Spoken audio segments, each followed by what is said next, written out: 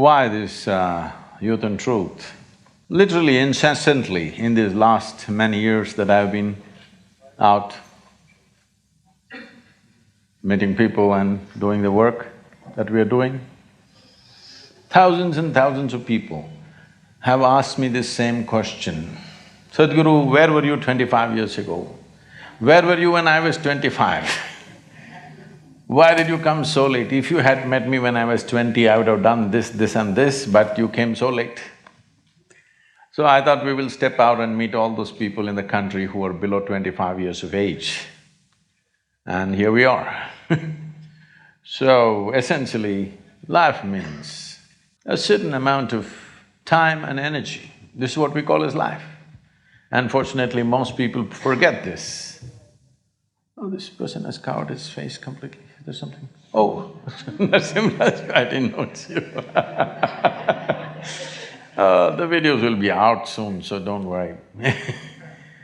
So, essentially, life is certain combination of time and energy. Time is slipping away for all of us at the same pace, which most people don't realize when they're young.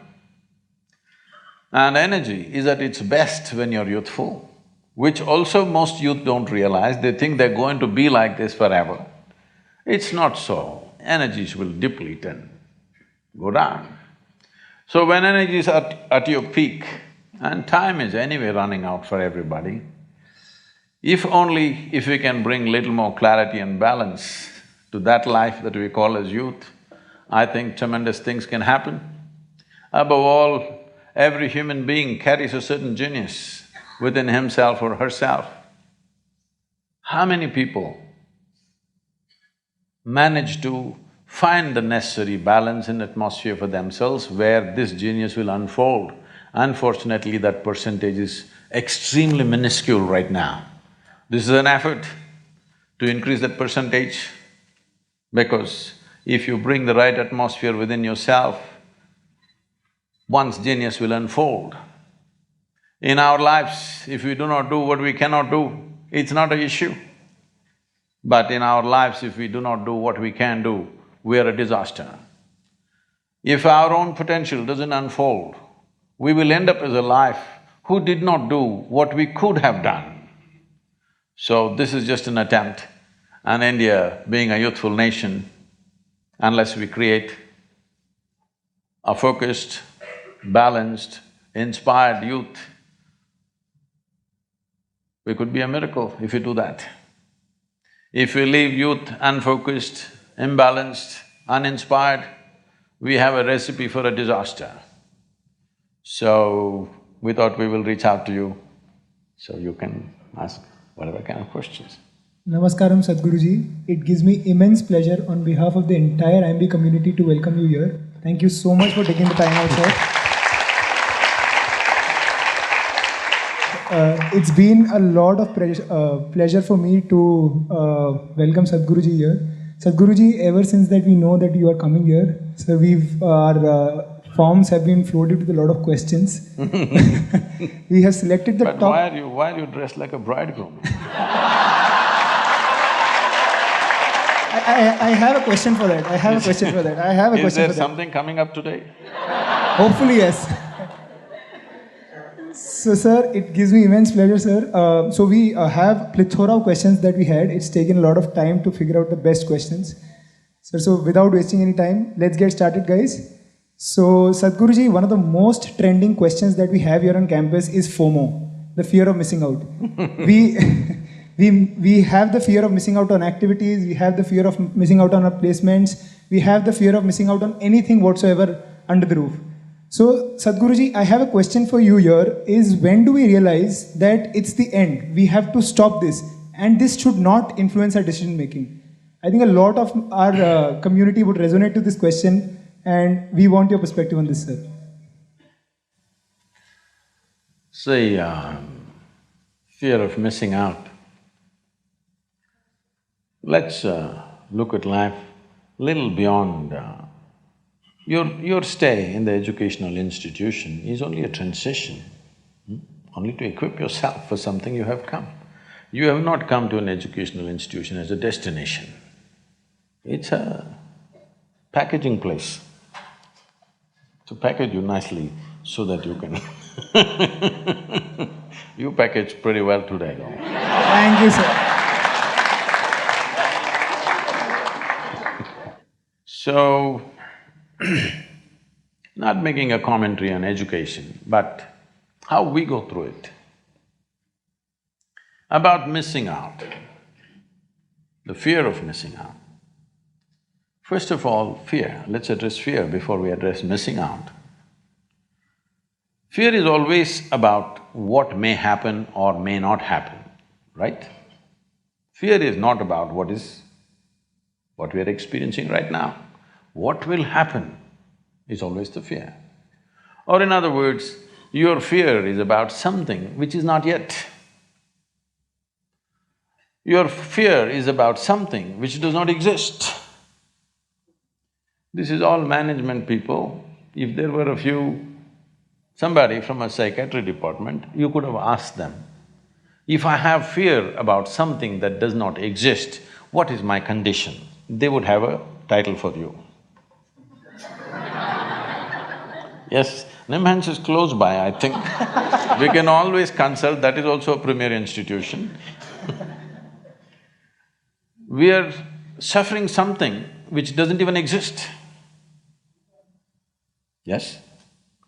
If you're suffering something that doesn't even exist, it is not about life, it is not about education, it's not about career, it is just about your mind being out of control.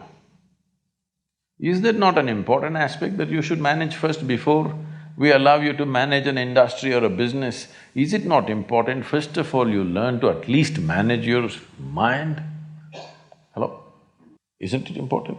Absolutely. If you do not know how to manage your mind, what the hell are you going to manage in the world? Managers are all freaking out and growing ulcers in their stomachs. Yes, today it's become normal. If you are a CEO by 45, if you don't have an ulcer, you are not a great CEO. Because you are managing by accident like this. The fear comes because there is an accidental possibility, isn't it? Tell me, let's say you don't know how to ride a bicycle. You sat on it was on stand, you were just pedaling for fun, and it came off stand and started rolling. Anxiety or no? Started rolling faster, fear or no? Very fast, terror or no? It's not because bicycle produces terror, it is just that you don't know how to ride. If you know how to ride, faster it goes, the better it is.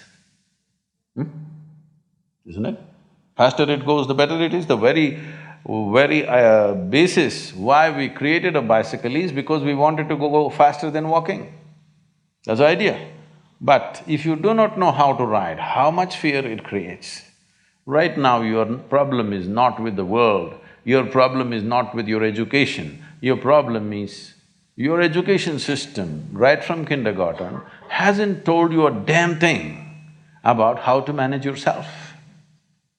They think you're going to manage the world without knowing how to manage yourself. When you are a mess, you can only create a mess, isn't it? You may be successful. Success happens for a variety of reasons. Success is not always 100% yours. There are situations, there are times which support us in many different ways. Of course, your bit is there, but just because somebody is successful, this doesn't mean they've figured out everything. This doesn't mean they're at ease with life. This doesn't mean their life is in some way fulfilled. No, because today our idea of success is just doing little better than somebody else. You doing little better than somebody else means, and you're very happy about that, what it means is you're actually enjoying other people's failures. If somebody enjoys another person's failure, I call that sickness, not success. What do you call it? Hello? I enjoy that you failed. This is sickness, this is not success, isn't it? Unfortunately, this is how you're going. This is the reason why human potential is not unleashed. Because if you're racing with a lame person, you're just happy you're one step ahead of him. Only when you meet Mr. Bolt, You understand who the hell you are. Yes? Till then, you think you are a great runner because the other person doesn't have legs. So it's very important that there is nothing to miss out in life. Life is happening to all of us. Question is only, if I miss this party, am I missing out something? If I miss this examination, I am missing out something. If I miss this job, am I missing out something? This is simply because right now, who you are is not internally managed, it is externally stimulated. You're still in a very controlled campus, a very beautiful campus you have, I have to say, wonderful campus. And you're in a very controlled campus atmosphere. When you step out into the world, if you leave it to the people to decide what happens within you, they're going to drive you crazy in no time. Here it's all managed for you, you're not managing this. It's managed for you, what should happen to you, what should not happen to you, somebody else is managing it. When you step out on the street, if you leave it to other people's hands that they can decide whether you're happy or unhappy, you're going to be miserable for sure because they're going to do many things. What happens within you must be determined by you, isn't it? And anyway, why are you copying people? Most people don't know what the hell they're doing. This happened. Shankaran Pillai joined Pentagon, he was working in Pentagon. Then he kept moving his work table from one office to another office, another office to another office, he went on moving around. Then he moved to the corridor, he moved into the garden, he moved here, there. Then he moved into the men's restroom and settled down there and started working. Everybody was looking at this, what's wrong with him, some problem? Initially they thought he's a Russian agent, then he thought he must be a Muslim terrorist, then they thought all those things, then everything ran out, he didn't cause any harm to anybody. Then he settled down in the men's restroom and started working. So they told the Pentagon's psychiatrist that this guy's gone loony, he's working in the men's room and he settled down and he's just doing his work there. So the psychiatrist just strolled in as if he wanted to use the men's room and started chatting. Then he found he was quite normal, everything was fine with him. He said, why are you sitting in the men's room and working? He said, I moved everywhere and saw. In the end, I find this is the only damn place where people know what they're doing.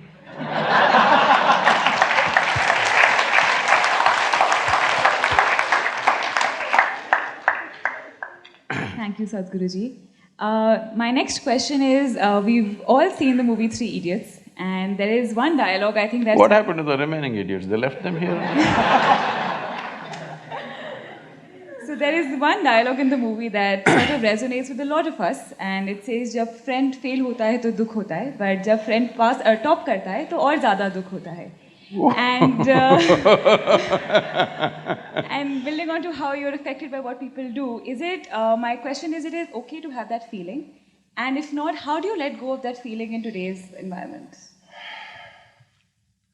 See, you know Charles Darwin, you heard of Charles Darwin? There's something called as evolution. And nobody told you it's all complete. Today, some of the neuroscientists are saying the DNA difference between a chimpanzee and you is only 1.23%. 1.23% is not much of a difference, isn't it? Huh? So there's an evolutionary issue. If you don't take charge of yourself, very easily you will step back 1.23%. Now, if… what is that? I can't repeat that sentence, but anyway, if your friend doesn't not do well, you'll feel sad about it. If he does very well, you'll feel very sad about it. So you have fixed yourself in such a way, whichever way you cannot be happy. You're in a self-defeating mode. No matter what happens, you will not be happy.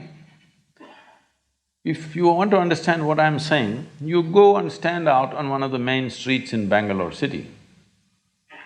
Leave the poor people who are selling kadlekai on the street side, leave them.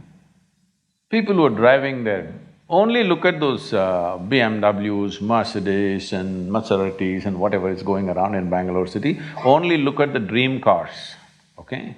Because many of you may have dreams also of this. Just look at all these people. You think they are in a profusion of joy driving this car like that? No. Only in case it's a stolen car, you see the joy. Otherwise, no. So success has not brought joy to them.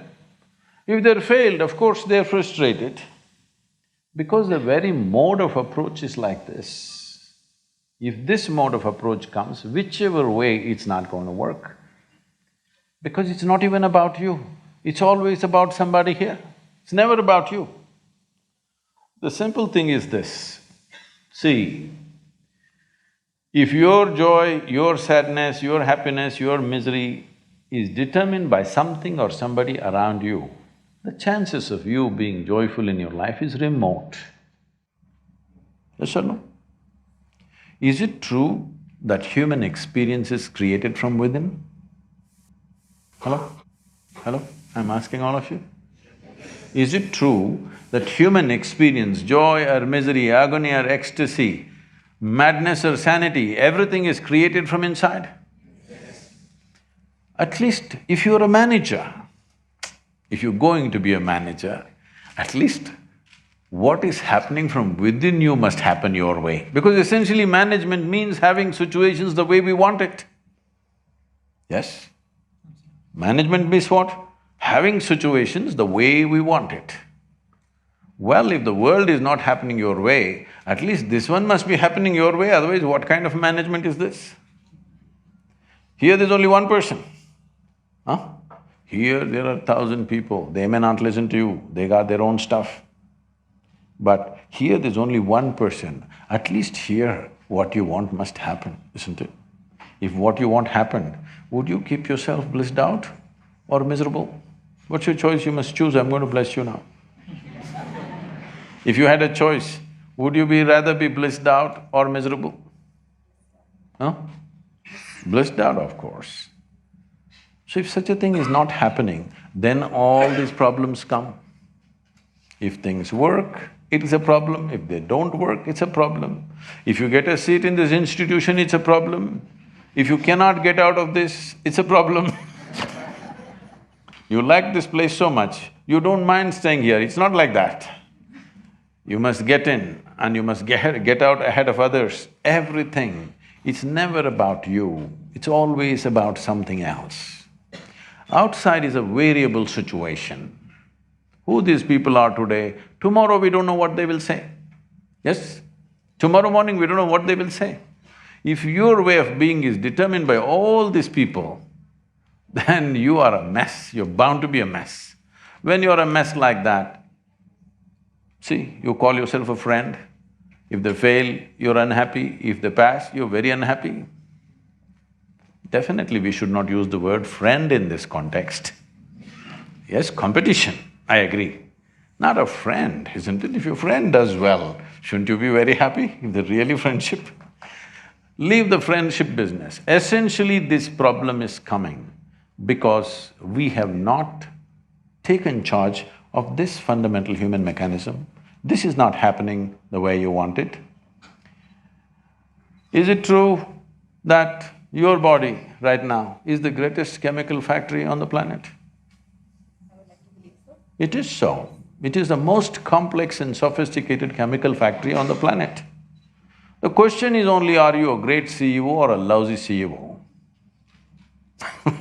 Because if you're a great CEO, you would create chemistry of bliss. If you're a lousy CEO, all these things will happen. Your industry should run the way you want it, isn't it? At least this one little industry. So, most of us here at IIM Bangalore have been consistent achievers, at least in some domain or the other, for all our lives. But some time at IIM Bangalore is good enough to make you feel that you are not good enough. So, how do you deal with the pressure of being relatively average? It's best somebody makes you feel that right here, because anyway that may happen in your life. It can happen in your work, it can happen in your family. Somebody will tell you you're not good enough. So whether they tell you or not, I want you to understand, none of us are ever really good enough. If you have a large-scale intention in the world, you are never really good enough. People keep telling me, Sadhguru, you've done so many things, this project, that project. I'll tell you my project, because day before yesterday I was at the Chamandi Hill. This happened 37 years ago. I went up Chamandi Hill and sat there.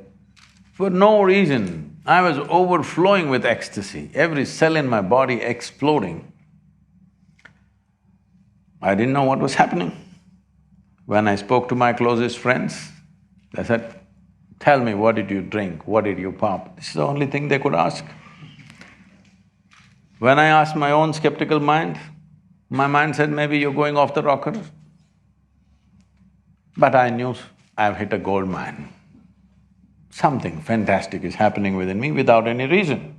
If I simply sit like this, I become so ecstatic, what I think is 2 minutes have gone into 7, 8 hours. Have you noticed this? When you're very happy, time just poof. So if I close my eyes and open, it's like 8, 10 hours are gone, like that. So at that time, I just planned, this is my plan. This is fantastic, if I simply sit here, I'm completely blissed out. Then I decided, at that time, the world's population was some 5.6 billion people. I said, in 2.5 years' time, I made a plan, a specific plan, how I will do it. In 2.5 years' time, I'm going to have the entire world blissed out because it doesn't take anything. If you simply sit here, it happens. Well, 37 years, well, we might have touched maybe on 500, 600 million people on the planet, but that's not my idea of the world. My idea of the world today is 7.6 billion people. So I know I will die a failure, 100%. And everything else that I wish to do, I know I will not even fulfill probably 10–15% of what I want to do, but I will die blissfully, because I'm living blissfully and I will die blissfully. So it's best that you're a failure in your life. That means your vision is large. If you're a success, you have a constipated sense of life. Success means what? I made it. What did you make? I bought a house site. You think that's an achievement? I got a job, I made this much money. This is a very constipated way of looking at life. I want young people to look at it in terms of how we can do something that cannot be done in this lifetime. Oh, what will happen if I don't fulfill it? If you work incessantly and still at the end of your life the job is not done, it doesn't mean you're a failure, it means you had a great vision. That's what it means. May you die as a failure, is that okay? Yeah, you should. Blissed out failure, that means you're doing great, not a miserable success. People are not liking it, I think. No, you don't have to clap. I just thought maybe those words are a little scary, failure. Sadhguruji, my next question is, today, unfortunately, we're all living in a very stressful environment and with… Really? I think it's air-conditioned, everything is fine. Little more cooling would be nice, but it's not stressful. Some people perceive it to be, I'll rephrase, some people perceive it to be stressful and you at times feel a little anxious or you feel depressed. But most often, I think the first battle is within yourself to identify that. And in that scenario, how do you reach out and not feel vulnerable about it, that you are stressed and anxious? So stress is not about any situation or atmosphere. Stress is your inability to handle your own thoughts, your own emotions, your own chemistry, your own energy. Stress is not about the situation. One situation that somebody thinks is stressful, another person is breezing through that situation. Is it not happening? You see bad drivers are going like this, cursing everybody. You'll see a young boy, boom, he just goes off. He's not stressful, he's very happy for all the obstacles that are there in Bangalore city. Yes or no? So stress is not a consequence of situations. Stress is a consequence of your inability to manage your own thought and emotion. Your thought and emotion must happen the way you want it, isn't it so? If this one thing happened, would you keep yourself blissful or miserable? 100%, isn't it? So instead of doing that, you're trying to manage the entire world the way you want it. It's never going to happen. Never ever going to happen. Even if you are a family of two, it's not going to happen. Yes? Most of you are not married. I'm saying even if it's just two people at home, it will never happen 100% your way, unless you're living with a dead person. 51% if it happens your way, you have the controlling stake, you must be happy. 100% nobody will live with you, isn't it?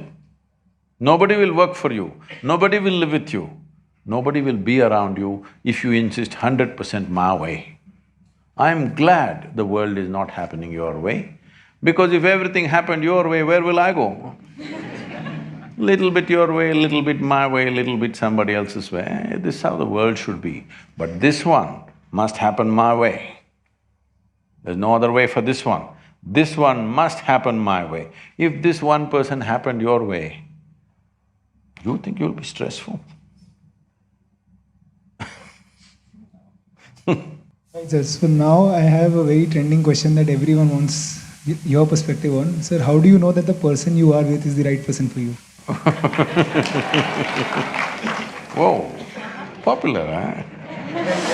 It was in the top of the lot. Can I tell you a joke? Can I tell you a joke? Sure. Because you're in the clothing… That is why I'm said like this, that is why I'm said like this. It's good you asked the question before the event. It once happened, Shankaran Pillai was at the family dinner. And when everybody settled down for dinner, he stood up at the table and announced, "I am going to marry Lucy, who's just across the street." I hope that's not the name. No, Then the father said, "What? You going to marry Lucy? She has nothing, she's like a tramp. You're going to marry that Lucy?" Mother said, "What? You're going to marry that Lucy? She has no inheritance, she has no family." The uncles always pitch in these kind of matters, you know. Uncle said, "What? You're going to marry that Lucy? Have you seen her hair?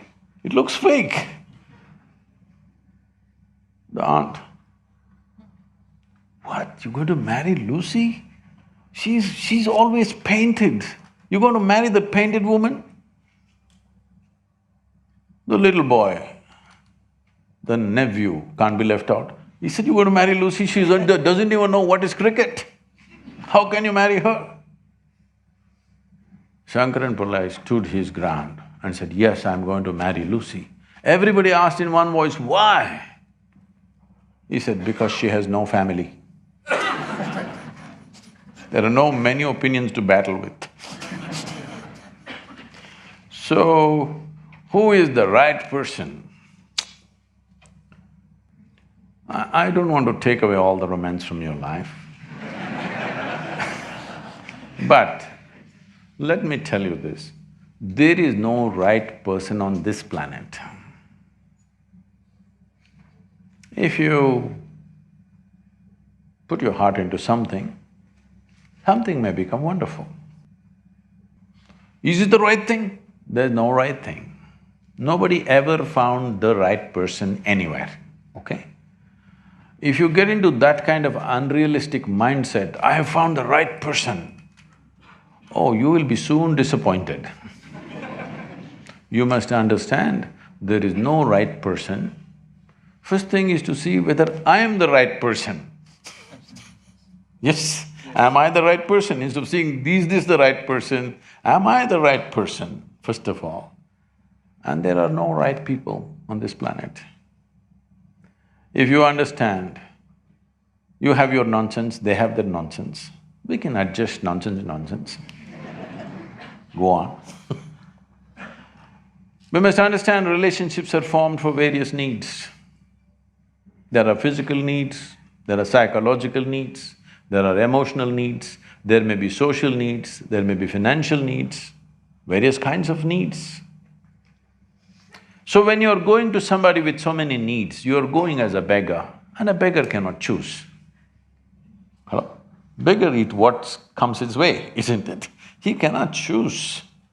So, if you really want to make a choice in this world, first and foremost thing is, you bring yourself to your place. I'm again going back to the same thing, where your experience of life is just pleasant by yourself. You're wonderful. Now, let us see what gets drawn to this one. If you're really wonderful, things will happen in every way, I'm saying.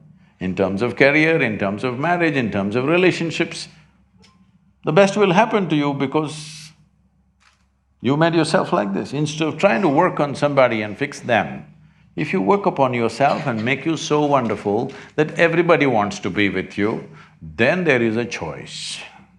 Right now, when you're going out of your compulsive needs, you are a beggar. Beggars should not choose, they must eat what comes their way. And this whole thing is an American thing, that there is a soulmate somewhere. God made just one more person just for you. But these days, every 2 years, he keeps making one more person just for you. Obviously, God is making too many mistakes with you. Now, this soulmate business, first of all, I don't like to use that word, but now you uttered the word. See, body needs a mate, understandable. Maybe psychologically also you need a mate, understandable. Emotionally you need a mate. A soul cannot need a mate. Even if your soul needs a mate, it needs evolution, isn't it? So soul doesn't need a mate, nor was some person made perfectly for you, okay? This creation makes all kinds of unique idiots. If you understand you are one kind of idiot and the others are different kind, you will understand their nonsense because you know you got your stuff. If you think you're perfect and God has chosen you and He's made another person perfect somewhere else, you're heading for a disaster, okay? There's no such thing. Even, people today, after 5,000 years, people are still adulating and worshipping Krishna as the greatest lover, but his wives are dead unhappy with the guy. Yes. So, you're not going to find any perfect person. If you invest a deep sense of involvement, something wonderful may happen. It's because of your involvement, not because the other person is fantastic. No. Even if you choose a fool, actually it's easy that way. If they're not stupid, why would they come to you first of all? No, I'm just being nasty. So, even if you choose a fool, it doesn't matter. If you involve yourself, it can turn out very beautiful. You chose the smartest person in the universe, it could be a disaster.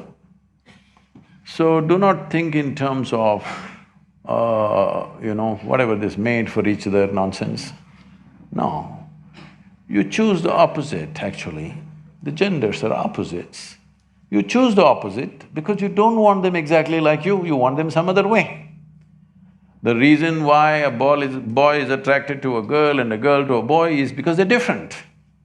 But after some time, after a little bit of time, you slowly start expecting they're just like you.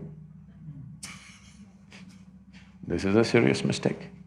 Because if one more person becomes just like you won't be able to bear with them for 2 days. Hello? Please tell me. There's one more person just like you at home, could you live there? You're glad they're different.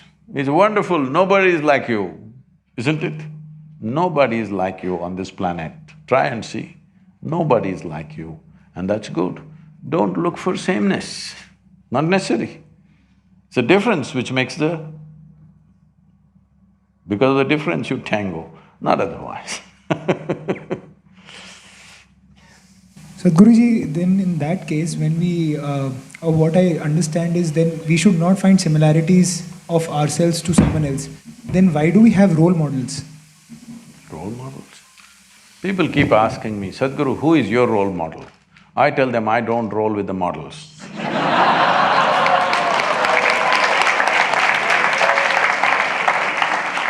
You see all these things you're picking up from Western cultures. Here we never created a role model. Just look back on this culture and see. This is about constantly striving to evolve yourself. Role model essentially means you planted a mango tree and a coconut tree together. Coconut tree went straight up and tall. Mango tree saw, oh, I need to be like him, and chopped off all its own branches and left one like this. This is going to be a lousy mango tree. Yes? You don't need a role model. The thing is, we are trying to drive people, young people especially, with either carrot or stick. Offer them something, otherwise beat them a little bit. This is like being a circus monkey. You want the circus monkey to do tricks, you give it a banana, it will do trick and again it'll sit like this. Again you have to hang another banana there, otherwise it won't do. Don't become like this, all of you especially. I see, I'm not saying about this institution, across the world I've spoken in every business institution. I see it's become so unhealthy. Everybody is thinking, what will I get, what will I get, what will I get, what will I get? Very few people are thinking, what can I create? What the hell are you going to get at the end of your life anyway? We'll either bury you or cremate you. That's all you will get. Which one do you prefer? Because sometimes you even get fired for that reason. Once happened, Shankaran Pillai got fired from his job. See, I'm just telling you because you're in a school right now, here they can't fire you generally, unless you do something totally wrong probably. But outside, small things you can get fired. As market economy grows and multiplies, people can get fired just like that. Shankaran Pillai got fired just because he asked a simple question, smoking or non-smoking? Why for such a simple thing a man must be fired? But what he was supposed to ask is cremation or burial. So, what is it that you're going to get at the end of this life? You will get nothing.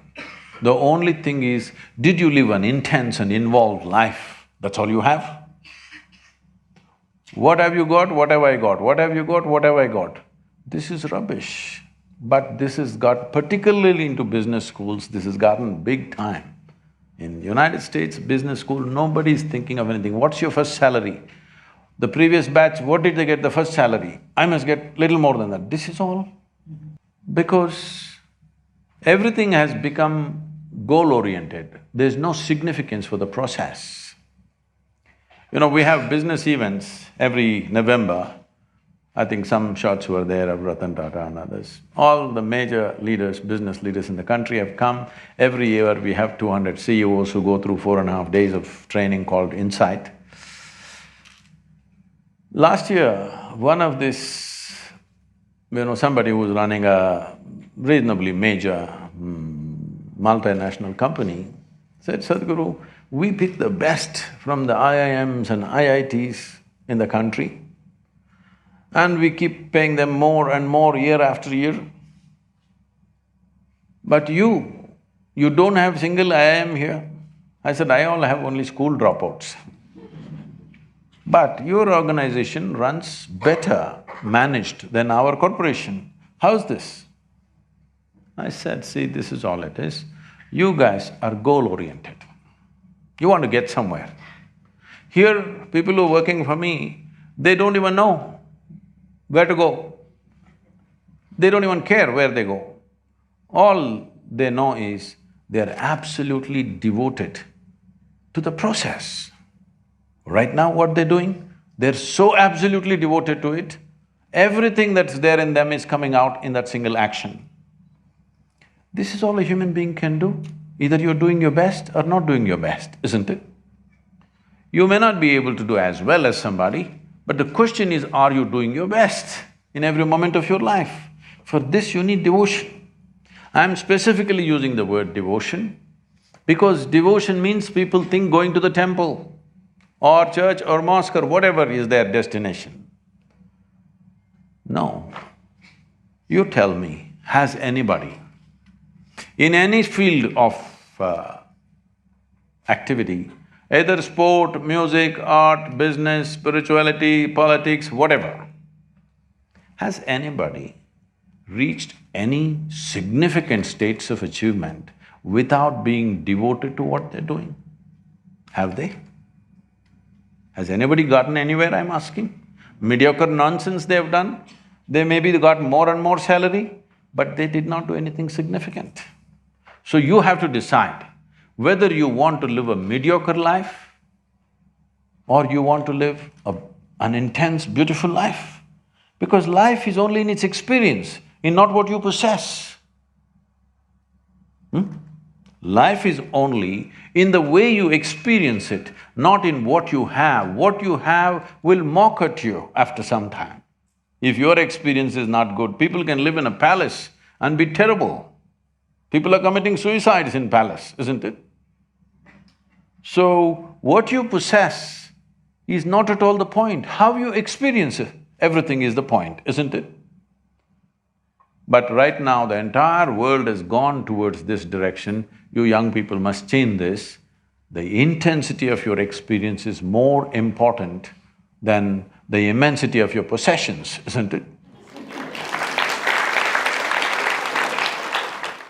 So one last question from our side is that, so as we enter a B school or any new sphere of our lives, we might have a vague idea or direction as to where we're headed. But the people around you might create an impression that yes, this is the place to be, or this is the job that you should have, or this is the car you should have. So it leads to a groupthink of sorts. So how do you decide what is the best for you and not get influenced by the externalities that we were discussing before and internalize all this? I'm asking you a simple question, all of you who are students here. Is your life, I'm talking about your life, is it a precious life? Yes. I want you to understand this. Even a so-called insignificant ant, if you try to catch him, he shows how significant his life is for him. Yes or no? He doesn't think, I'm just an ant, you can crush me. No, his life is very precious for him, and that's so for you.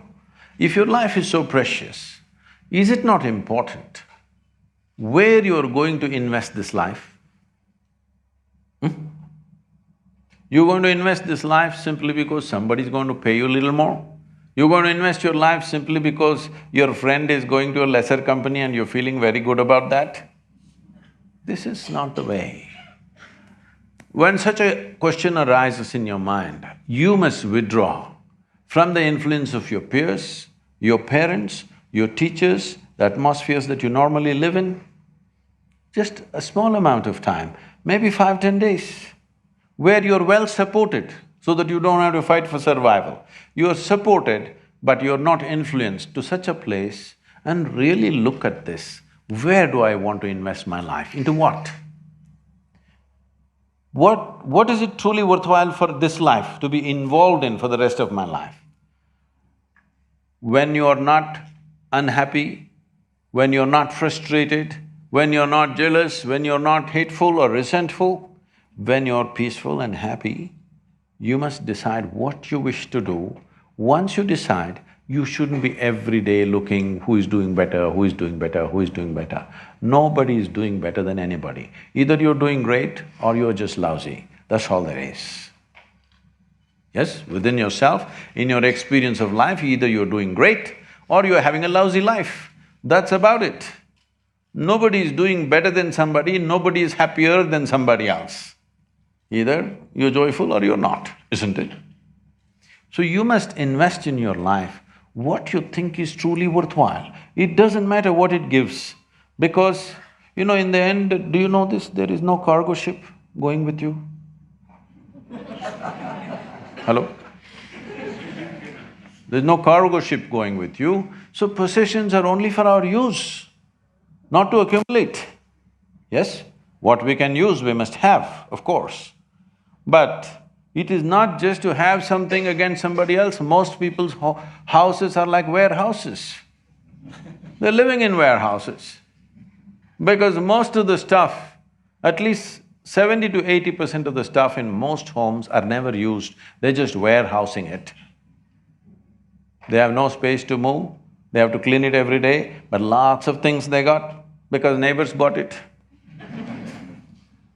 It's time, because this is sensible for your life and this is sensible for the planet. So Sadhguruji, we also have a set of e-media questions that have come to us. So we would like to address the name of the person and the question that we've got. So we have a question from Erin Hestrong. He, just to give a little bit of context, we saw the video of Sadhguruji running on Himalayas, playing football, playing cricket. So sir, in that context, how to keep yourself on the go all the time? On the go. You don't have to be on the go all the time. If life demands, people ask me, Sadhguru, how are you active like this? Because generally my schedule is anywhere between 18 to 20 hours a day, 7 days of the week, 365 days, non-stop. For many years it's going on. Why? Hey, I'm complaining and the guy's clapping about it.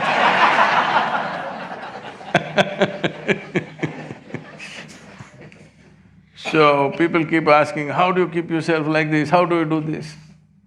See, I'm essentially lazy. It's just that the situation in the world demands action. Left to myself, I would close my eyes and simply sit. I'm made like this, if I close my eyes, I can sit like this till I fall dead. Really. I have really no need for action, I'm not trying to keep myself busy. There's a lot to be done, so you're doing. People ask me, Sadhguru, what's your dream? What is your dream? I said, my dream is the day I'm unemployed, that's a great day. Because if I'm unemployed, it simply means everybody is doing fantastic. What more do you want? Dream fulfilled? So, action is not something that you decide. You just decide your intent. Action, the world will decide how much of what. I'm, at these economic forums and stuff, I'm at the World Economic Forum. This guy from one of the business schools in Harvard Business School, one professor comes, oh, you're that amazing tree planter. I said, no, I'm not a tree planter. He said, no, you planted those millions of trees. Yes, I did, but I'm not a tree planter. Asked me, then what do?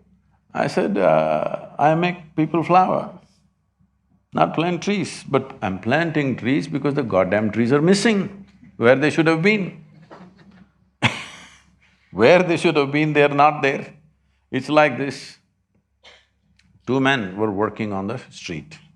One man is digging pits, behind him another man is coming and closing and going. Somebody else was driving by, they saw this ridiculous activity. One guy digs the pit, another guy closes the pit. So they stopped and said, hey, what are you doing here? Why are you guys working like this? One guy digging, another guy closing.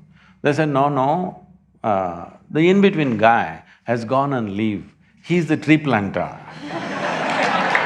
He's not there, we're doing our work. So a lot of people are doing work like this, I'm doing my work. You have no work on this planet. If the planet needs work, if the world needs work, we will do it. Otherwise, why should I think this is my work? Sadhguru, what's your mission? I said, no mission, I'm just fooling around a bit. because you have no business to have your own mission. Life has its own mission. In some way, if you can assist and serve that, that's about it. What is it that you have your own mission? Are you some kind of a tyrant? All missionaries are tyrants in some way, unknowingly. Yes, those who think they have a mission. There is no mission. What is needed you do, especially when you study in a business school and get certain competence to manage things or create things. You must create what is needed, not create some rubbish and push it on them. Yes?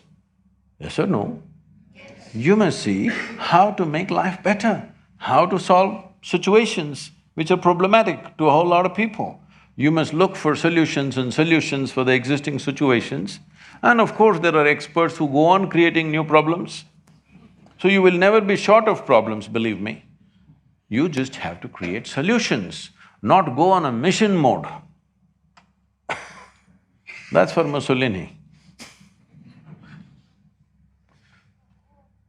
Sadhguruji, Shilpa wants to know, I think, and we've been discussing this for a long time, that you shouldn't set a goal, you should enjoy the process.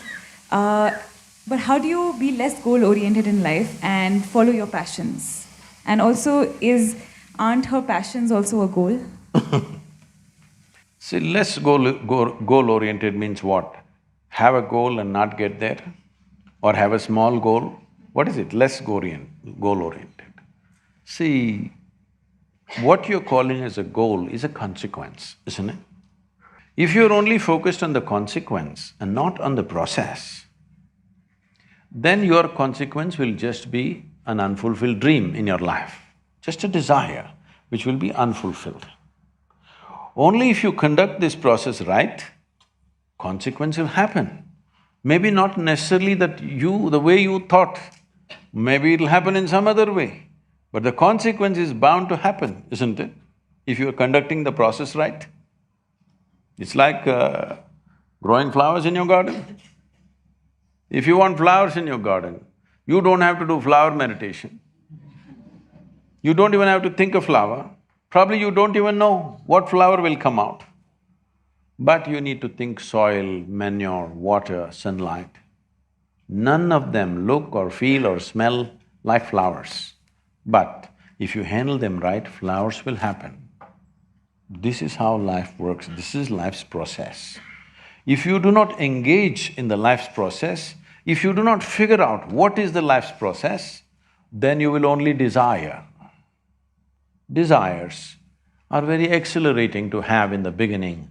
Later on, that's what makes people frustrated. If you just look at people's faces, I'm not making any commentary on any people here, I'm saying just look at people's faces in the world. Look at your own face when you were 5 years of age, your face was like this. Slowly becomes like this. After this event, get a little more and more sober. Slowly, the way people are walking, I'm afraid they may scratch their chin on the floor. It's becoming so long. I was addressing a group of people at the Princeton University. I just looked around, there were about 350, 400 people, all of them. Especially in the universities, they have extra long faces. Maybe it's the weight of knowledge. I just looked around, only about 4 or 5 young people who were sitting there, they were little lively. All others like this. If I tell them a joke, they agree with me.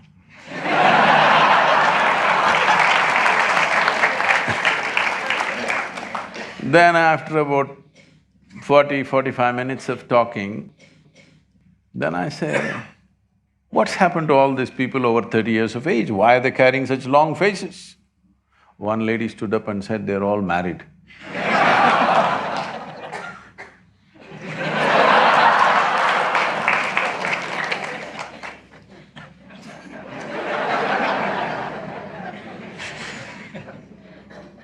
So this question is from Satish. He says that I am not able to decide my profession, whether I need a job or should I carry on with the business. My father and society affect my mind, and now I'm at the stage of nowhere. How should I know what I'm really for? I think we already answered this question in a certain way. You need to see what is truly worthwhile for this life to be invested into. It doesn't matter what it is, it doesn't matter what they think. I think to cure you of this disease, one thing that we need to do is socially, we need to do something in this country. In this country, we have this problem, one profession is in the sky, another profession is here. Yes. This needs to go. It has to happen that an electrician, a plumber, a carpenter has to be on the same level as a doctor, engineer and whatever else. Can I include your thing also? The manager. Only because we kept them so low, we have such low skills in those areas. Today, in India, you have carpenters. If he fixes a door, if you close it, you can't open it. If you open it, you can't close it. You must check the men's room, whoever is the carpenter, he's just removed the bolt and everything so that I don't know if it's intentional or that's the way it is So I'm saying we have such carpenters. I must tell you this, I've been telling this to a lot of people because this came into my memory once again because I started riding motorcycles. Those were times when I was riding, crisscrossing India without any destination, simply. So sometimes I ride 3 days and 3 nights non-stop. This was something that, I kind of managed within myself doing certain things, that without sleep, riding for 3 nights and 3 days. So this is one night, full night I have ridden early morning. I'm somewhere in Madhya Pradesh, Uttar Pradesh border. I stop for a cup of tea and maybe something to eat. Normally I handle my own motorcycle because I'm always on the road. I don't want to trust that with anybody else. But I've just ridden the whole night and stopped here at a dhaba. Next to that I saw a garage, Mubarak Mechanical Works. So, handwritten board. Then there was a strapping young youth. I said, hey, why don't you tighten my chain, because it's a simple thing. Motorcycles, chains become loose of riding. So I said, all you have to do is take off a link and tighten it a bit. I said, why don't you do it for me? So this guy came out with tools. The tools in his hand were a chisel and a hammer. I looked at this and said, okay, and I kept my tea and I came. I said, wait, before you touch my motorcycle. I went into his garage to see. The only tools he had in the garage was chisel and hammer. He does everything with this chisel and hammer. But after he's done the job, nobody else can do anything with it anymore So there's a whole lot of people in life that they're conducting their life like this. They got just one instrument. Right now, this instrument, unfortunately, is called intellect. Somebody is using it If I ask you a question, do you want a sharp intellect or a dull intellect? You must choose, I'm going to bless you. Sharp or blunt? Sharp. So essentially, your intellect is a cutting instrument. It's like a knife. It slices through things. It dissects things and shows you a few things. But dissection is not a way of knowing entire life. I really want to know you, Shashank. Can we dissect you? If we dissect you, will we know you? We may see your heart, kidney, liver and spleen, but we won't know a thing about you because you won't be there. Yes? Maybe by including you, maybe by embracing you, I may know something. But by dissecting you, I will not know a thing about you, isn't it? So right now, you're using this you're a single instrument mechanic. For everything intellect, a human being has many layers of intelligence, many dimensions of intelligence. But we have created an education system where intellect is the only thing that is regarded as intelligence. This is a cutting instrument. With a cutting instrument, if you try to do everything, no wonder. Suppose with a cutting instrument you try to sew, you will leave it in tatters, isn't it? That's all that's happening to life. Why every simple thing is a problem and a question is simply because we are using a cutting instrument to do everything in our life. There are other dimensions of intelligence, especially if you want to manage, let's say, 1,000 or 10,000 people in your life, which is what management means. It's very important, other dimensions of intelligence are on. With intellect, somebody who comes in front of you, you will try to dissect this guy and understand him, you'll make all the wrong conclusions. You must have a different dimension of intelligence and insight that if you see this person, you know what to do with him and what not to do with him. If this much sense doesn't come into you, with intellect if you go, you can talk a lot of management, but you won't be able to manage much. If you do manage much, you will get ulcers. You won't joyfully manage anything because when you do something that you're not competent to do, it will give you hell, isn't it? Hello? If I give you just 5 balls and ask you to juggle, it'll drive you crazy. Suppose this is the examination for you this time. If you want to pass your MBA, you must manage 5 balls juggling. You going to pass? It'll fall all over. What you're not competent of, if you try to do, you'll go crazy. So don't try to do something, don't try to elevate your activity. See how to elevate this. See, if you scale up your activity without scaling up this one, you will suffer activity immensely, isn't it? You don't try to up the activity, you scale this up, world will bring the activity to you. But nobody wants to invest time to scale this up. You must scale this being up. Don't worry, where is my job, where is my thing? The world will come to you. They have to come to you. If you are at a certain level of elevation, you think the world won't come to you? They will come to you. They cannot miss you. But instead of that, instead of scaling yourself up, you're scaling the activity and going crazy about doing activity. Even with education, I'm saying, don't try to understand and grasp and all this nonsense. There are ways to into deeper dimensions of intelligence within this. See, when I say deeper dimensions of intelligence, to put it very simply, what did you have for breakfast, Shashank? Ragi dosa. Okay. Ragi dosa. The boy is becoming Kannada. Ragi dosa doesn't look like you, doesn't feel like you, doesn't look like any human being, isn't it? But you eat ragi dosa, it goes inside. Over 3-4 hours' time, it becomes you. Isn't it so? So there is an intelligence here which can turn a ragi dosa into a human being. Is it a small thing? Is it a small phenomena, I'm asking? You've taken this for granted? If I can take a ragi dosa in my hand and make it into a human being, who would you think I am? Hello? God. Creator himself, isn't it? But every day you're doing this,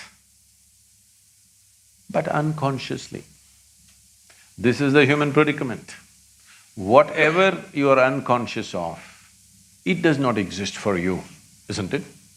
Right now, look at the back of the hall, there's a huge dinosaur. Don't turn back, please. There's a huge dinosaur, such a big animal. But you are not conscious of it, it doesn't exist for you, isn't it? Such a huge animal, but you are not conscious, it doesn't exist. Similarly, right here, the very source of creation functioning, an intelligence which can make a ragi dosa into a human being exists right here, but you are not conscious of it, it doesn't exist for you. If it was somewhere and you did not see it, it's okay. If it's within you and you did not see it, this is a tragedy, isn't it? Hello? When there is such a dimension of intelligence which can turn a piece of bread into a human being, should you not delve into it in some way? Should you not find a way to dip your hands into it? If a drop of this intelligence became a conscious process within you, you will live magically, not miserably, never. And you don't have to worry what to do, what to do. World will come and ask you to do all kinds of things when they see you are elevated.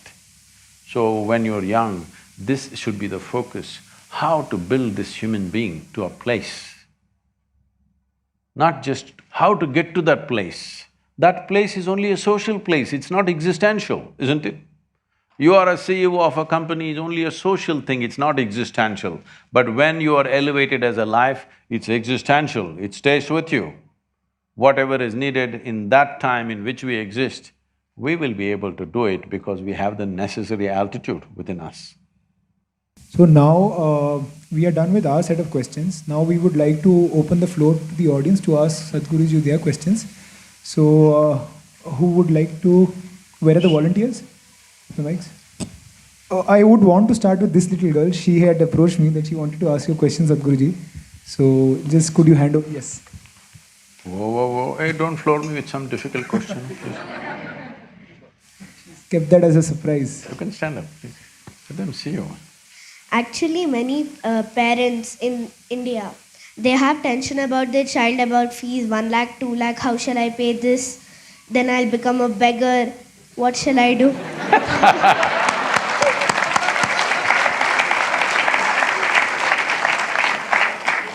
Hey, if you were a beggar, there would be no problem with 1 lakh, 2 lakhs. Then they have a peaceful life. Then the parent says the child, I have a very beautiful life, enjoyment. Then after that we think that how do they live happily, because they have these many tensions about the child. That what do they do, how will they fall, why will they kick someone and all that. Then how do they still have a peaceful life, the parents? Yes, go on. How do they still have an enjoyment in their life by having a tension still for the kid?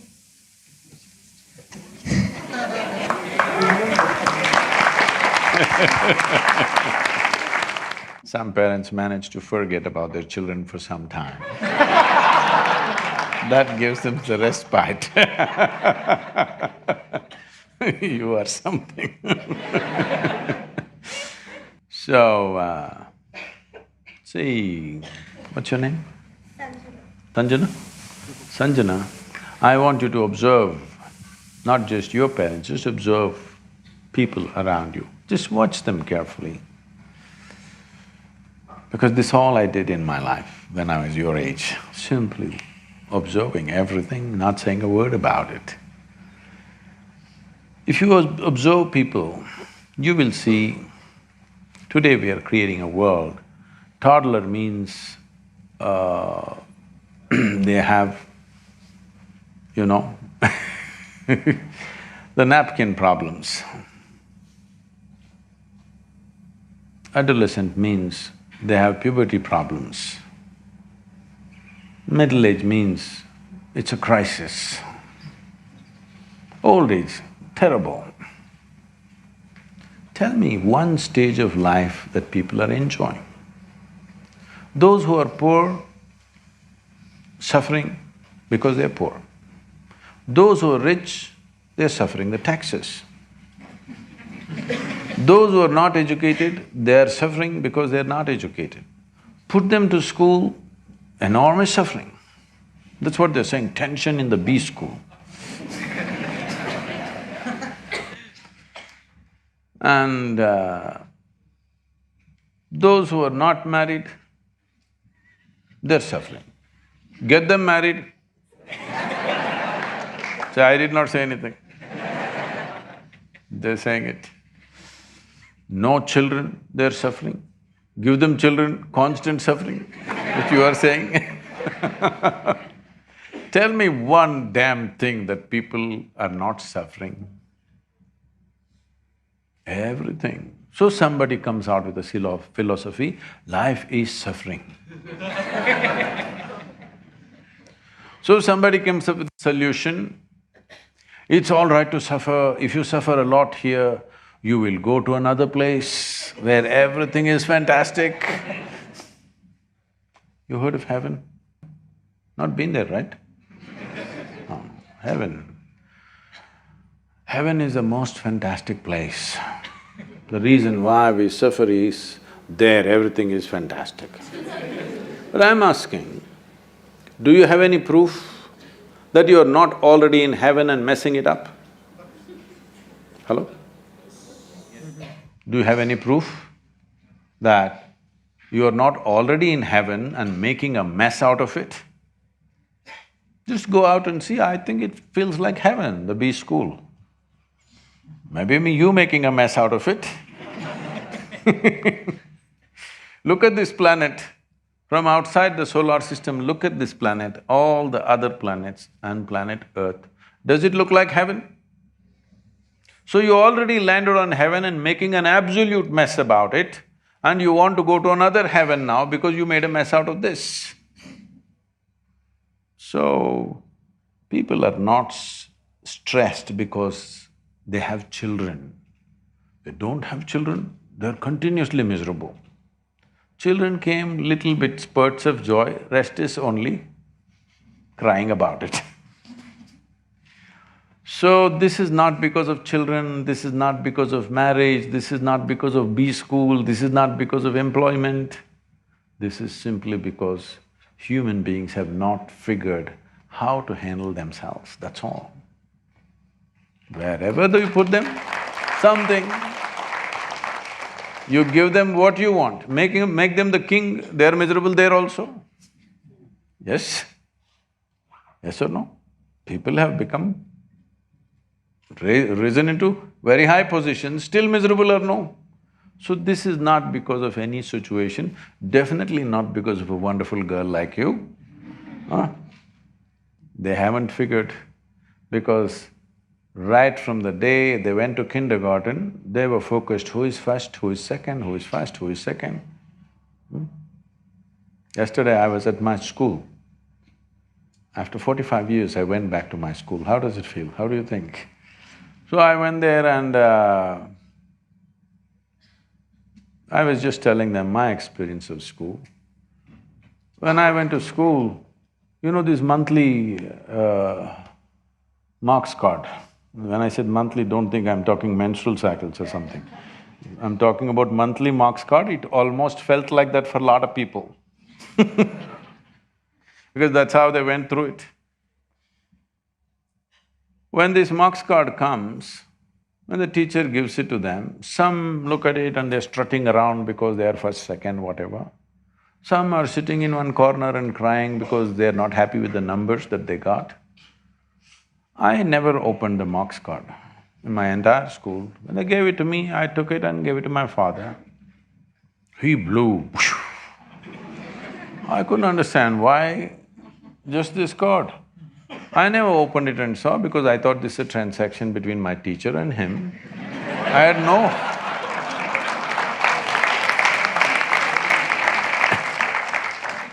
had no interest in it whatsoever. So I never bothered, but I always saw it. My father is a well-educated, intelligent man, but it disturbed him. For 3 days he blew like a volcano. Looking at this yellow card, they always give a yellow-colored card. Still like that? So, I was wondering, 3 days volcanic experience he's having. Why I'm saying this is, we have set this kind of things. We can't change the entire system tomorrow morning, but we can change ourselves, how we handle this, isn't it? Why is it so important that you have to be ahead of somebody? Why? Why is it so important? Is it not important your life should be beautiful? You must be joyful, you must be wonderful, you must explore your full potential. Is this important? Or you want to be better than somebody sitting next to you? Well, if what's sitting next to you is a piece of dung, you will be a little better dung. Yes? That's not how life should end up. So don't blame yourself for anybody's suffering. They're like that, they're practiced, just… Many have become veterans in suffering. because they're acclimatizing themselves to go to hell. Acclimatization process. They want to make themselves such a suffering here, even if you drop them in hell, it'll feel wonderful. You never blame yourself for somebody's misery, okay? It's all right. What to do? It's individual choice. Huh? Yes or no? Outside people, what can we do? What can I do to you? I can create a easy situation or a difficult situation for you. Suffering is your business, isn't it? Yes or no? Suffering is your business. Either you can be a challenging child for your parents, I wish you will be, because otherwise they will become like disibale bata. You must be a little challenging for them. So whether they enjoy the challenge or suffer the challenge is left to them. Am I… is it okay? Because what I see is, it doesn't matter how many arrangements you make, those who suffer anyway suffer, isn't it? Just see the Western countries as an example. What everybody is dreaming of, or what even people don't dare to dream here, an average American citizen has. You think they're all bursting with joy? All the arrangements have been made. You think they're bursting in joy? No, misery. 42% of population over 45 is on, psychiatric medication. So this is not joy for sure. Even mental health is not being managed, because just making external arrangements is not going to fix this life. It's very, very important that you make inner arrangements that even if they send you to hell, you will go joyfully. You heard of Gautama, the Buddha? You heard of Buddha? When everybody was talking about going to heaven, Gautama said, "What will I go and do in heaven?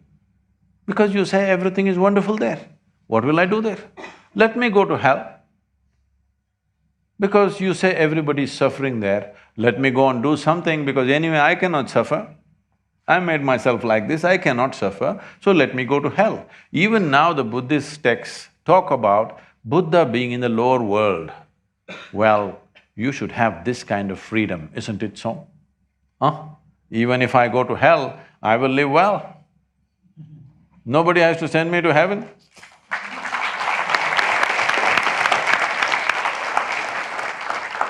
You can go to the next question. There, please, if possible. This is a cricketing country, you can throw it, he will catch it. So my question is, we students sitting over here are among the top percentile in the country in terms of education that we are receiving. Yet all of us are wondering about what jobs we will get, we just want the best campus placements over here. If that's the scenario with all of us and we are not willing to take risks and have become risk averse, from where will the jobs come for the country when we are not thinking about starting our own ventures, our own startups, our own firms? So we also have our NSR cell here which incubates startups in IIM Bangalore.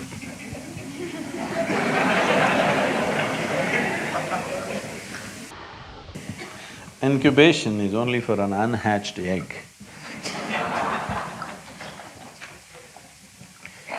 Now, see, India is a developing country. Is that so? What a developing country means is, so much is still undone. Many things to be done. In this country, nobody should be talking about unemployment, if you ask me, because there's so much to be done. Now the problem is, you want only that certain kind of job where you will get the maximum pay without doing the needed work. Yes. Otherwise, it's a developing country. There are million things yet to be done in this country. This is not a developed country, what shall I do, everything is done. No, there are too many things yet to be done. So, if you have a working brain and a seeing eye, if you look around, There are 1,000 things to be done right around you, isn't it? So, I don't think you should be looking in terms of campus placement. The word placement sounds like you're in a hospice. This should not be the attitude of the youth. What are you going to lose if you take a risk? I'm asking, what are you going to lose? Your friend may get into McKinsey, is that it?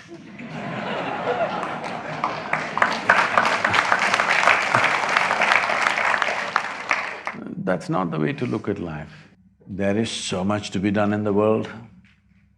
If you have the brains and the guts to do something, there is so much to be done in this world, isn't it? Particularly in India. So, I would like to see from this institution that little more dare in you, nothing will happen. You're not in that condition like the little girl expressed, even she's not that, if I don't do this, I will fall on the street, I will become a beggar. No, that will not happen to you. Are you sure about that or no? That will not happen to you. But if you're enterprising, you think the world can stop you? No, the world will put obstacles in your way. Either you can see them as obstacles or you can see them as possibilities, always. Where there is a problem, there is a possibility, isn't it so? Hello? Wherever there is a problem, there is a possibility. That is, if you start looking, what's the solution for this problem?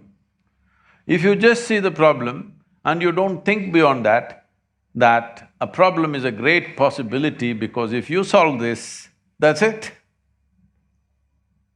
There are lots of problems in our country. Please see how to solve it, that's what you should invest in.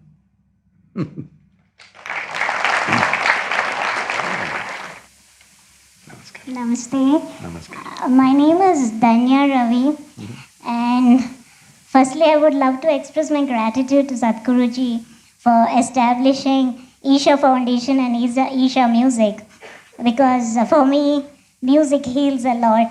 That's one of the tools I use whenever I come across any problem, and there is no day that goes by without listening to Isha music. And I'm very grateful to you for that. And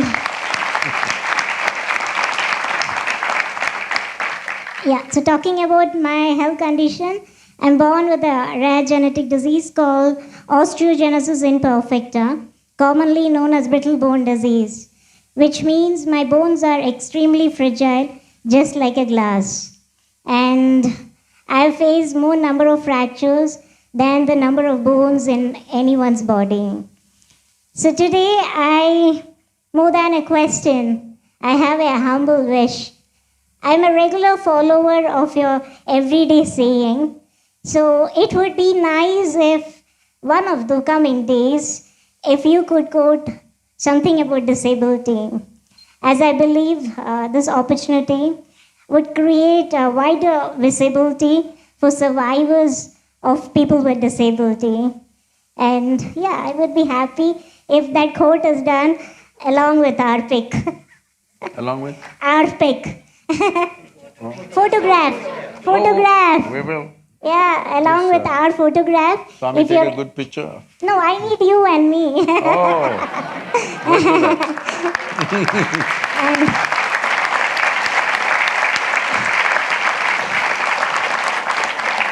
Please, this is entirely for my request for this is entirely for spreading awareness about rare diseases, because it's only through awareness it can be controlled.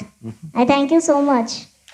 And yeah, Sadhguruji, I'm hoping it happens sometime very soon. Very soon. Thank you. It's our privilege to have you here.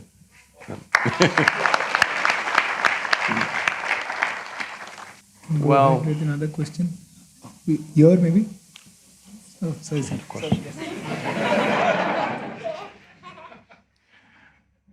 See, different people have different types of disabilities.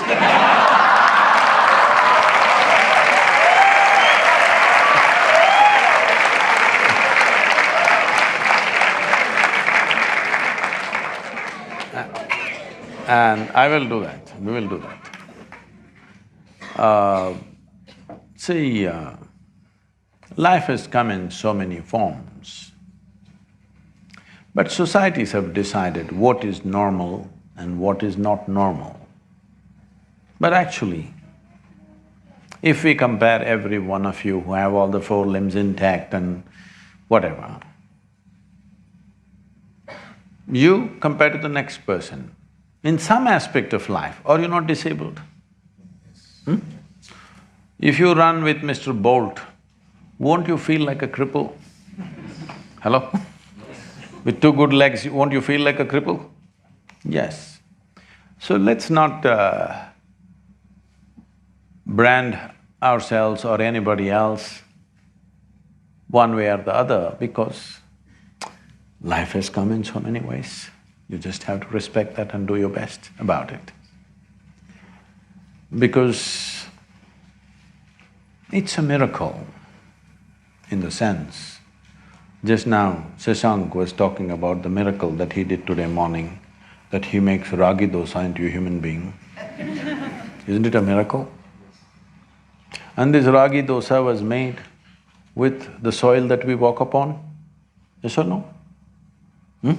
Just the soil which became food, and food which became flesh and bone. In such a phenomenally complex process, which we have taken for granted, unfortunately, certain things sometimes did not work the way we think it should be. So, never call yourself disabled. Well, you're one way, I'm another way. I am disabled in one way, you're disabled in another way.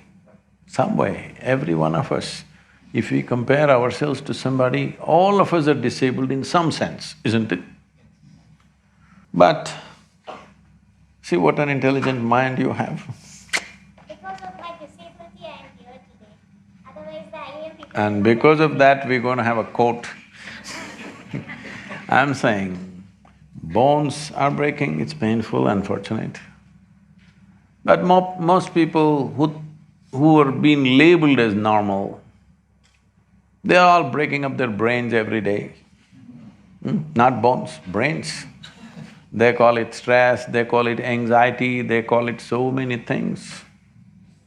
But literally breaking up the brain, isn't it, in some way? The whys and whats are not necessary because we need to understand the physical form is a mechanical process. Sometimes things will go wrong with it. It may come normal and go wrong, or in the very womb manufacturing something can go wrong.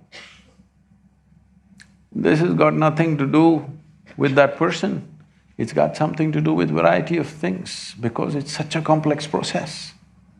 Such a complex process that something little off sometimes. But that should not determine what and how you live, because how we live physically may be determined by many things. But how we live within ourselves, nobody can decide except us, isn't it? Nobody else can decide how I live within myself. So in that sense, nobody is disabled. Why spiritual process is very important is because in body, no person can claim he has a perfect body because somebody else could be in some other way. If it comes to mind, nobody can claim that they have a perfect mind. All of us disabled in some way physically, mentally, compared to somebody else, isn't it? But a dimension which is beyond this physiology and psychology, the psychological and the physiological dimensions, beyond this, that dimension, which we unfortunately have to use this corrupted word called spirituality, in this state, all life is just same. The reason and the significance of why a spiritual process must be prevalent across the planet is, spiritual process does not mean looking up or looking down, it's about turning inward and touching a dimension beyond our physiological and psychological structures. In this state, there is simply no difference between you and me and anybody. This is why it becomes significant. We can talk about equality as much as we want, but when we use our body or physical presence as the front end, there is no equality. Do what you want. If we use our mind as the front end, no equality, do whatever you want. One is like that, one is like this, one is like that, this is how it is. But if we use this dimension of life which is beyond our body and mind, these two accumulations of body and mind, beyond this if you look, here everything is same. If this one experience enters humanity, you will find a very fabulously inclusive existence here. Doesn't matter who's come with what capability or not, everything, every life will have a place. But right now, we are setting standards based on physiological and psychological competence and saying, this is standard, this is substandard. No, don't do that, because can you say a carrot is a lesser life than you? Or a grasshopper is a lesser life than you? Because they can live without you, you cannot live without them. That's a fact, isn't it? They can very easily live without you, but you cannot live without them. Nature has given us this possibility that today we have the intelligence to be above all this life. But when you rise to a certain level, it's very important. If you're crude nonsense, you will think this is a time to dominate. Or if you rise to a certain level where rest of the life knowingly or unknowingly is looking up to you, this is a time to include and merge with everything. This is not a time to dominate, isn't it? Because once you dominate, you alienate from everything. I'm telling you because you're all going to be managers. If you want to manage people, I was teaching a 3-day program to one of the top companies in the world, 25 top managers of that company, an international giant. They were about 35 people, 25 people, and our volunteers were about 9 volunteers, so we were doing this program. Our volunteers are made like this day and night. The basic qualification is you're crazy, you know. That means you're not thinking, what will happen to you, what will I get? Nobody's thinking, simply they're working their life out. So they saw them like this and said, Sadhguru, where do you get such people? Because these are companies which are always looking for attrition. I said, you don't get them, you got to make them. How do you make such people? I said, you should make them fall in love with you. Oh, because once they're in love with you, they will do whatever is needed. Now, how do you make them fall in love with us? I said, first you must fall in love with them. And I said, oh, they don't pay us for that.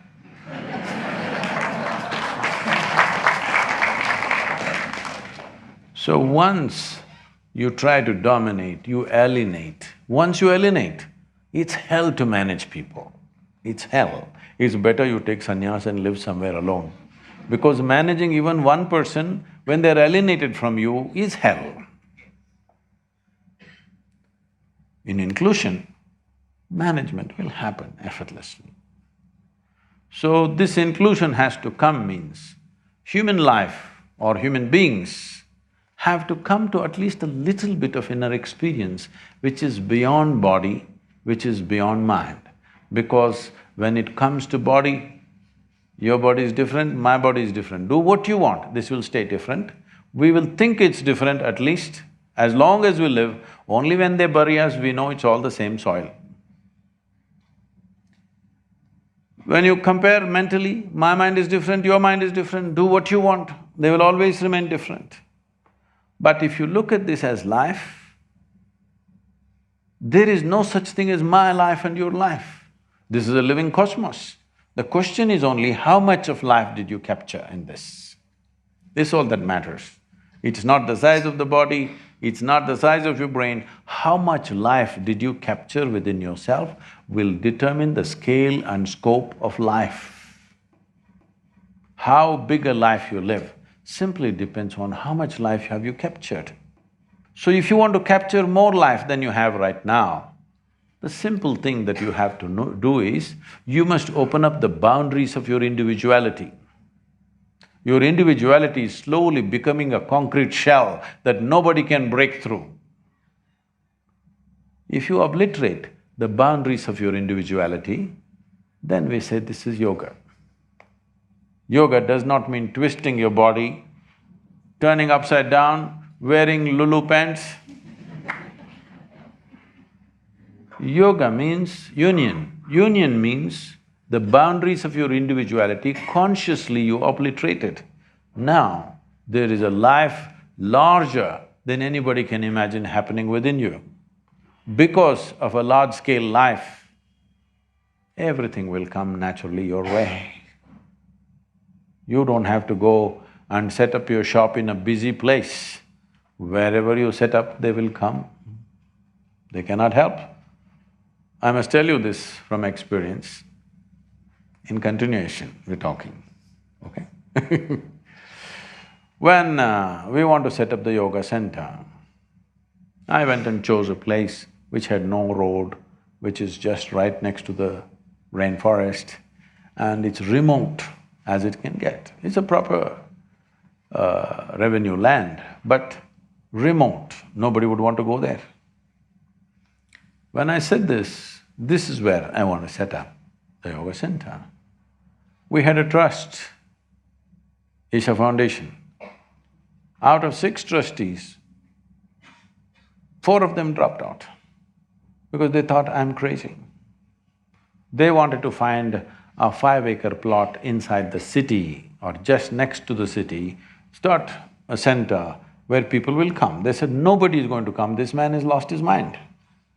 Well, today it's become one of the most prominent places in the country, in the world, actually.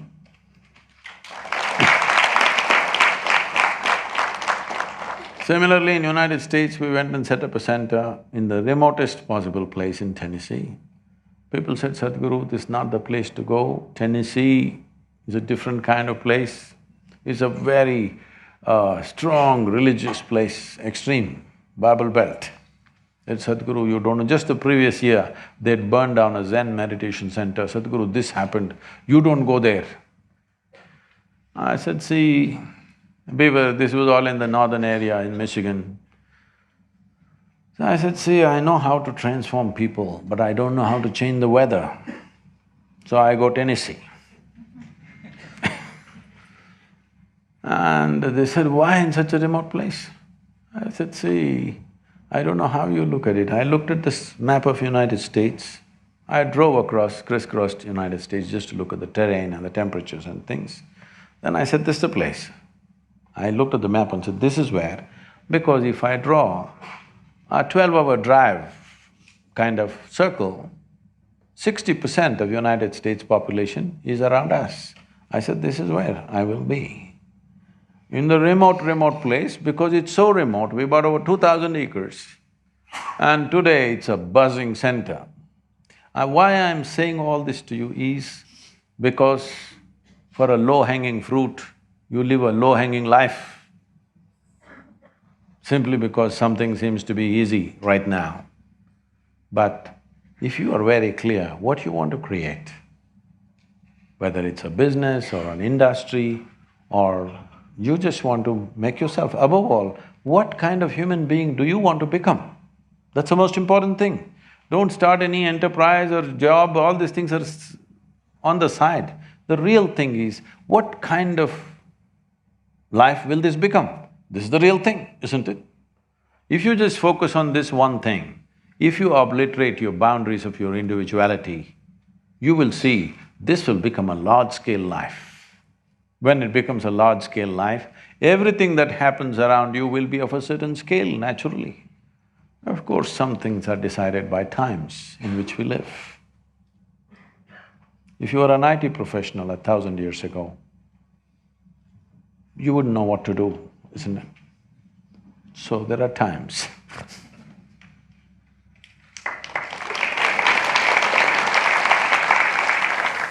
Namaste Sadhguru. The question is that you have spoken about to live the life considering there's no goals. So my question was that how to experience the life like which you spoke till now. There are no goals and you have to just experience, you have to elevate yourself. So I wanted to know how to experience your life. So, how do I experience my life? You don't have to do anything to experience, experience is happening all the time, isn't it? The question is only whether it's pleasant or unpleasant. Hello? Is some experience happening right now? Experience is happening to you through five senses right now by seeing, hearing, smelling, tasting and touching. This is the way your experience is happening. If you observe this experience, it's not really reliable to know life. It's reliable enough for survival process, but it's not reliable enough to know because everything that you know through your five sense organs is only by comparison. That is why this whole business of comparing yourself to somebody, because senses can only know by comparison. You know what's light only because there is darkness, isn't it? You know what's big only because you've seen something small. So, everything is by comparison. When you know everything by comparison, it's all right for survival, but it's not good enough to know life. So about knowing life will not happen if your perception is limited to five senses. It needs to go beyond that. Only when that happens, your boundaries of your individuality are taken away, and that's when life happens in large proportions. I think you're trying to make a philosophy of what you heard, that's a big problem.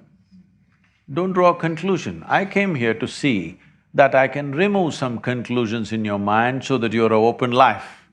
But you're trying to draw a conclusion, what is the takeaway? No takeaway. Don't take away anything. Just walk out into the world little more conscious and alive. That's the thing. Thank you very much.